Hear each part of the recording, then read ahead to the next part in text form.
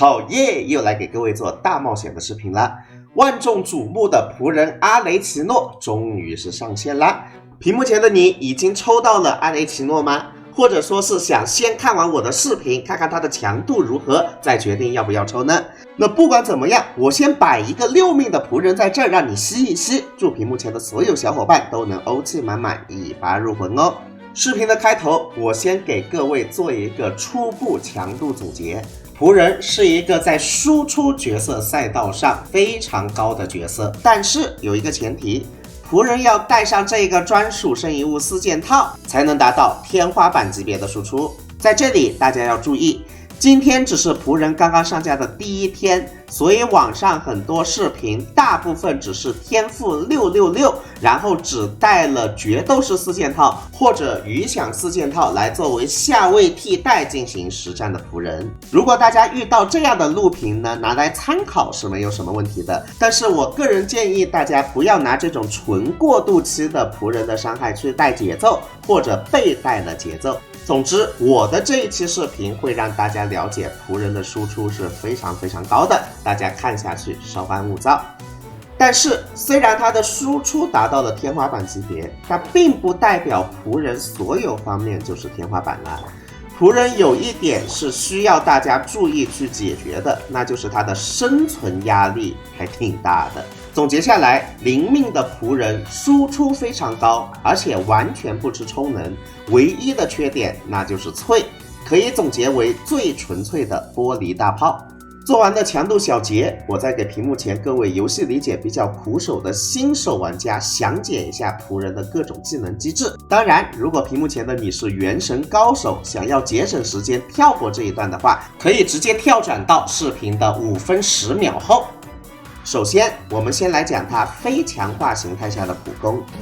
点按的话是平平无奇的6连斩，长按的话在重击之后持续按着重击键和方向键不放，会进入5秒钟时间的飞行模式。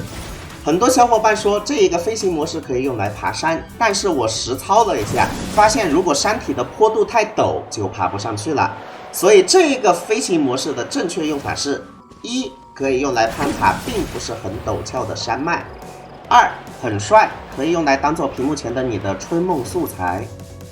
接下来 E 技能，E 技能是一个冷却时间长达30秒的技能，造成群体火伤的同时，给所有被攻击到的敌人添加上一个叫做血长勒令的低 buff。被添加上血长勒令的敌人每隔5秒会受到1次伤害，最多会造成2次伤害。在血长勒令第1次5秒钟造成1次伤害后，它会升级为血长勒令劫。而这个血长勒令和升级版的血长勒令劫有什么用呢？实战中，我们释放重击就可以回收敌人身上的血长勒令和血长勒令劫，从而转变为血条右边显示的一管红色的生命之气。其中回收血长勒令可以转化65%的生命之气，而回收血长勒令劫可以转化为130%的生命之气。也就是说，实战中回收强化版本的血长勒令劫可以让红条变得更长。当生命之气超过30%的时候，仆人就会进入强化普攻的状态，而这个强化普攻就是仆人的主要输出方式。生命之气越多，仆人血量上的红色的条就会越长，强化普攻的伤害就会越高。在这个过程中，每一次的强化普攻都会消耗一定量的生命之气，并且让1技能的冷却时间减少。所以仆人的1技能虽然冷却时间是30秒，但实战下来其实完全是无缝衔接的。当你的生命之气消耗到低于30%的时候，强化普攻状态就会结束。这个时候重新E技能，再重新回收血长勒令来继续强化普攻，这就是仆人的一个输出模式。接下来我们来介绍仆人的大招。仆人是一个完全无法被其他奶妈回血的角色，甚至连吃回血药都不能回血。他的大招在释放后可以进行一段大范围火伤的同时，重置E技能的冷却时间，并且清空所有的生命之气红条，恢复自身的血量。清空的红条越多，恢复的血量越多。可以说他的大招就是一种自奶的手段。最后，仆人自带40%的火伤加成，以及自带20%的全抗性加成。以上就是仆人的所有机制详解啦，希望对你有所帮助。说完了他的基础技能机制，接下来进入视频重点，灵命仆人的伤害怎么样？现在呢，我已经是给他刷出了这个专属4件套了啊。虽然专属4件套的各种副词条都非常的拉，算是一个过渡期的仆人，然后天赋是一个866的天赋啊。总之，等一下所有录屏我都会用这一个866的天赋等级以及固定这一套圣遗物给大家展示啊，具体属性是这样一个样子的。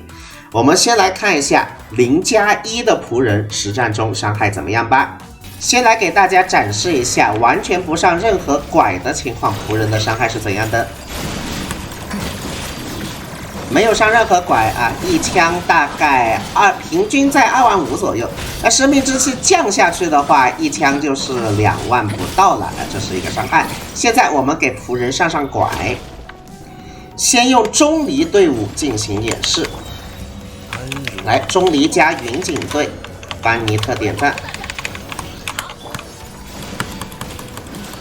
打一下差不多是6万多啊。如果把队伍里的云锦给它换成万叶，这伤害还能再提。我这万叶用的是铁锋刺万叶，我们来看一下伤害。从66000变成了7万多的一个伤害。万叶没有用仓谷啊，万叶用的是铁锋刺。如果用仓谷的话，伤害能到8万多以下。接下来我们再来看一下夏沃磊队伍对他的增伤如何。来，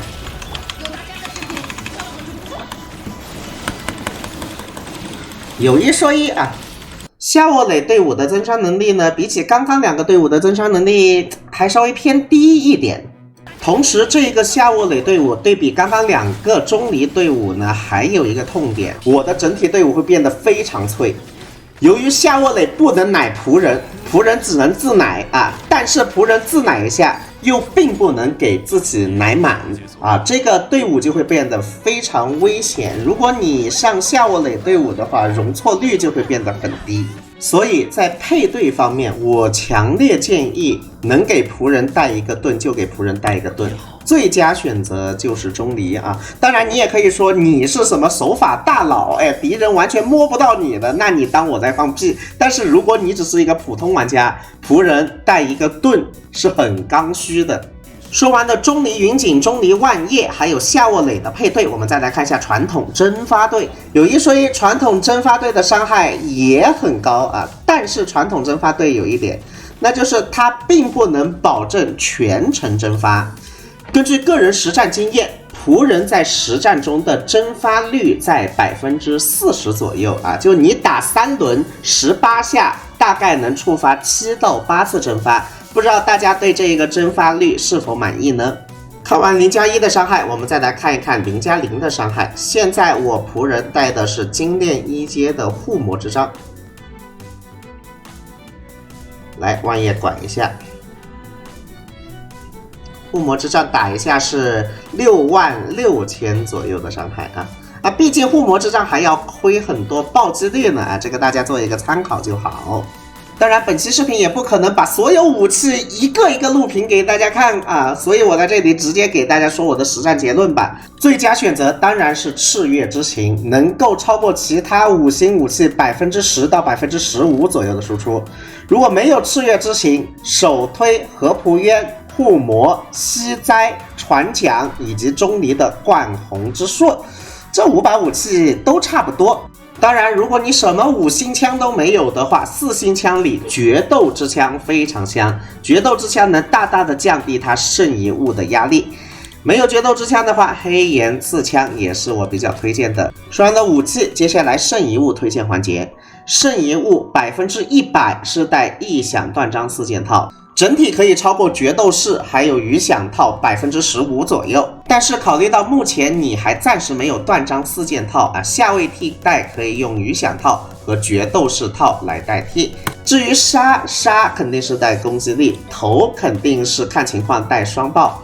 杯的话，我测试了火伤杯还有攻击杯，个人实战下来呢，两个杯子差距其实不算很大，但火伤杯还是要更加的香一点的，毕竟你实战中要各种拐攻击力，攻击力是存在稀释的，带火伤杯是不会有问题的。至于配对方面，个人认为这一套就是最佳配对。但是如果屏幕前的你万叶实在分不出来的话，我认为万叶可以换云锦也是非常的不错的。其次，如果你的手法很牛，完全不怕死，下卧垒队伍也是非常不错的。最后一个思路就是蒸发反应队。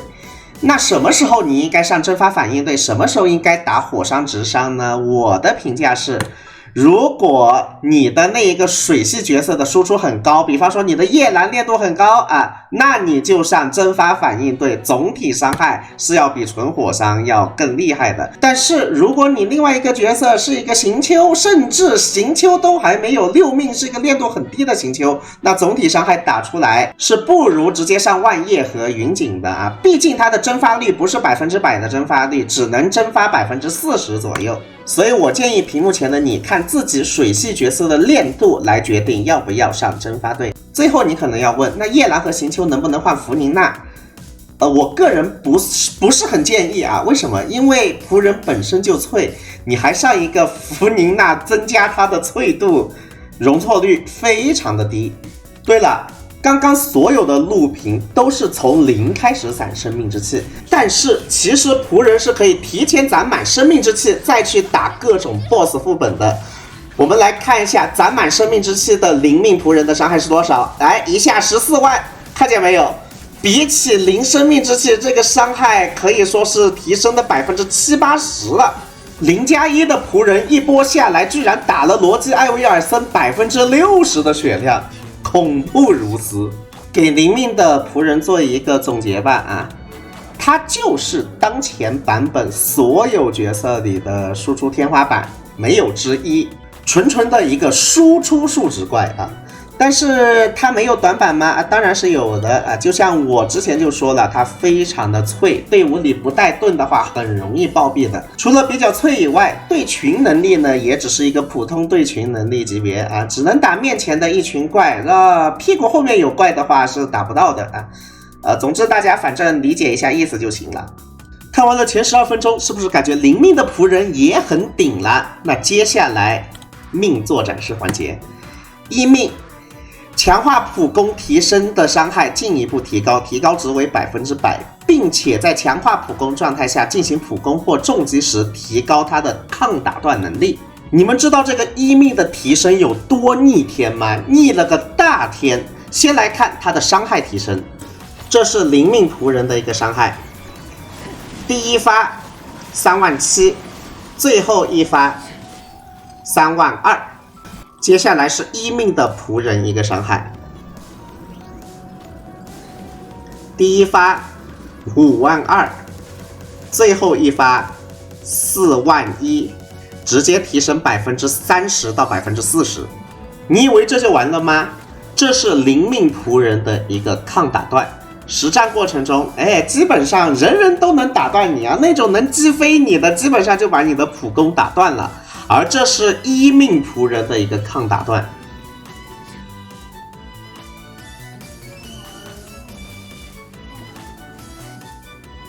这哪是什么抗打断啊，这简直就是霸体好吗？所以说现在知道1命的含金量了吗？应该是所有原神角色中1命提升最大的一个角色了啊。接下来2命。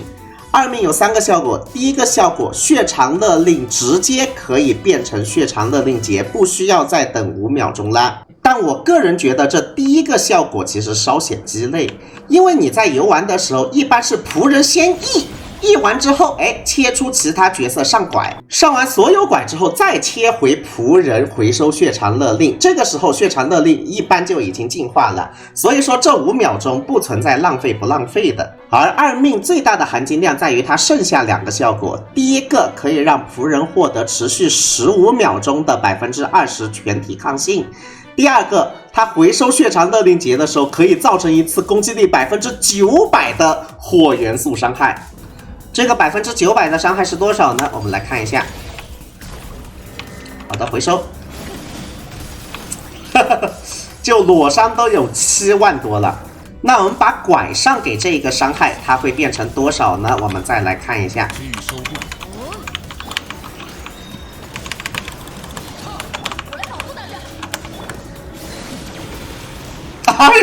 22万。看到这里，是不是觉得2命仆人是完全体？但其实他的3命加的是普通攻击等级，所以我觉得3命才是完全体。左边是2命的伤害，右边是3命的伤害，提升在12%左右。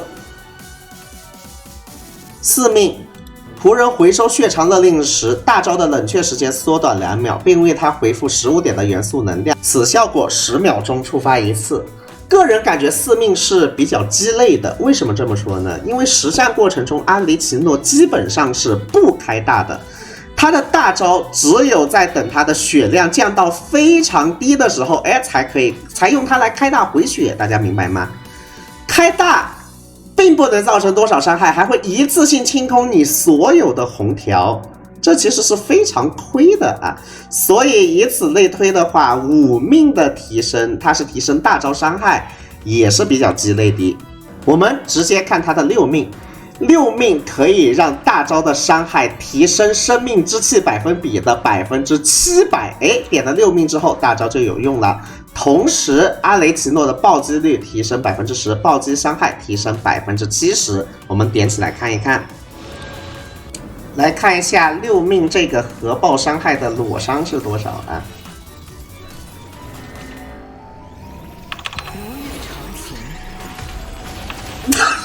裸伤16万。那如果核爆的话呢？